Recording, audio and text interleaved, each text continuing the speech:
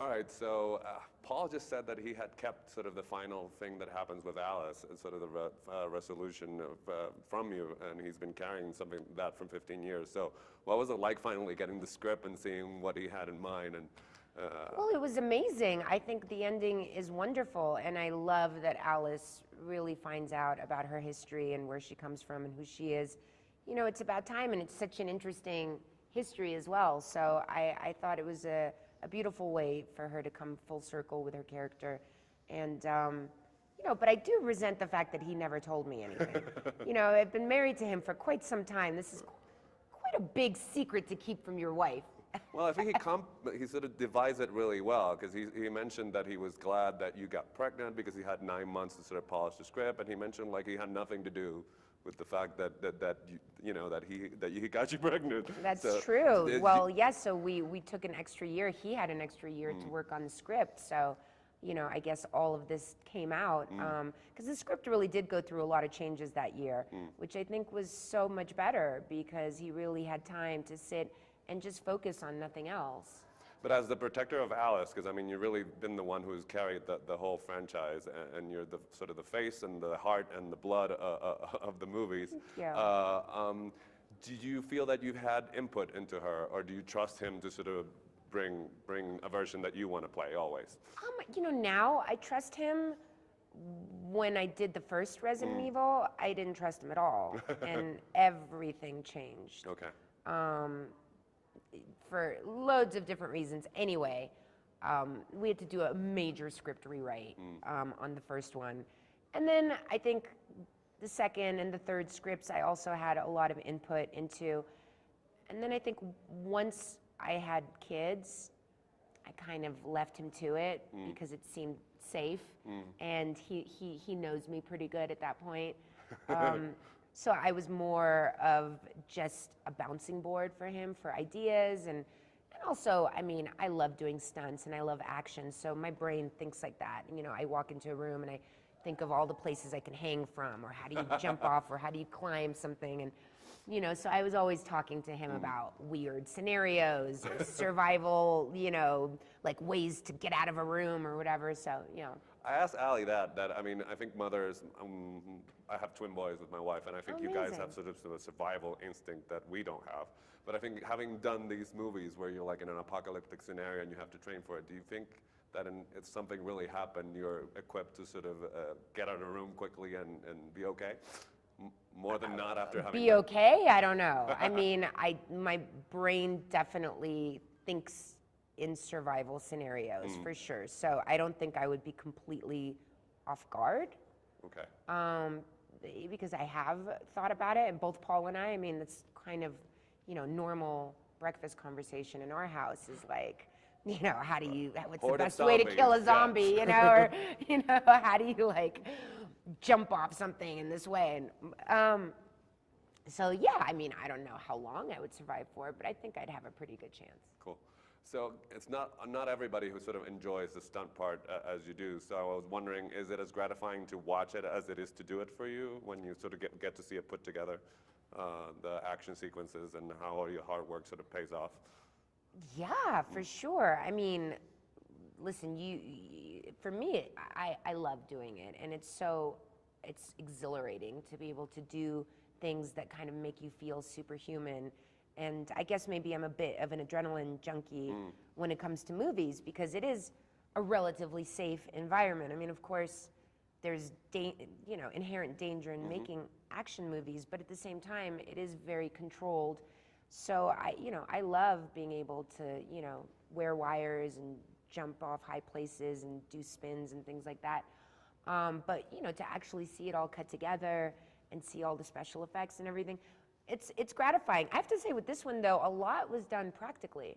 So, you know, that was really fun because we actually got a chance to, you know, we did a lot of location work. So, you know, things were happening on the day that were really amazing to watch. You know, it's not everything that's happening, you know, with computers in the background. Cool.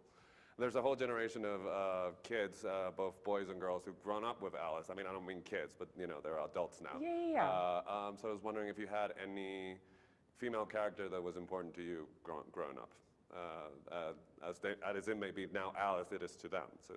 I mean, Ripley. Yeah. From Aliens, you know, that was my thing when I was younger. And funnily enough, I guess my parents didn't get it because I feel like I saw Aliens when I was like 11 Wow. or something on TV and loved it and watched it over and over again. And so, you know, for me, having that really strong female role model was amazing.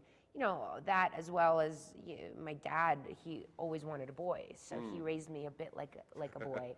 And so we used to do dangerous things together and also like watch Kung Fu theater every Sunday together. That was like our little tradition. So I think, you know, there was something in me that always kind of gravitated towards the action stuff. I mean, I don't know. I think the Fifth Element really solidified it in my head when I was like, wow, I really love this. I love the physical aspect of this. I'd love to do it again. But I think having role models like Sigourney Weaver, you know, was amazing for a young girl. Nice.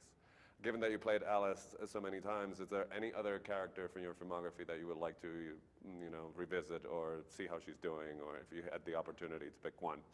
Well, I guess it would be Lulu. I was hoping you would say that because we love that movie at our Even house. though I don't think I'd be able to get away with the bandage costume now. But I mean, she would have to evolve. I mean, she I doesn't could have to. still do the hair, though. What's your best memory from shooting that Fifth Element? Gosh, I mean, you know, it's the first time that I'd ever done any kind of green screen work. And it was very challenging as an actress, not only to learn this other language, which took months and months for me, but, you know, to play a character that's so just different from anything we've ever seen. You know, I had really nothing to reference when it came to Lilu. But I remember when I shot the scene where she's out on the ledge and, you know, I had to look out onto this green screen pretty much and see New York, you know, from the future. But of course there's nothing there. Nothing there, yeah. But it was amazing because Luke would just keep calling out some bizarre thing like, and you look up and you see a dinosaur running at you, you know, or, you know, it's just like random crazy stuff. So it was a lot of fun shooting that way. Nice. So I know it's going to be difficult because you have 6 movies to choose from, but your proudest moment as Alice, or favorite moment as Alice, if you have to pick one. Favorite moment as Alice or as Milla? As Alice. I guess it's a hard choice, but I love number 3, Retribution. How come? And you know, there was just some, again, location work. I love shooting on location. It was really challenging, but at the same time, it adds so much to your character and to your performance, because I just find it easier when you're really going through hell to like show it. You know, on a green screen, it's all controlled, it's warm, it's not like you're really suffering. I mean, trust me, Paul has made me suffer in front of green screens, but there's nothing like going out into the elements to really get you in character. And all those fight sequences that we did in the middle of the desert, you know, hanging on wires when it's 135 degrees outside, and you know, there was something epic about it that I'll never forget. Well, I've gotten to interview on each one since 2, so it's been a pleasure talking to you and getting it too. through to the final chapter. So thank you so much. Thank you.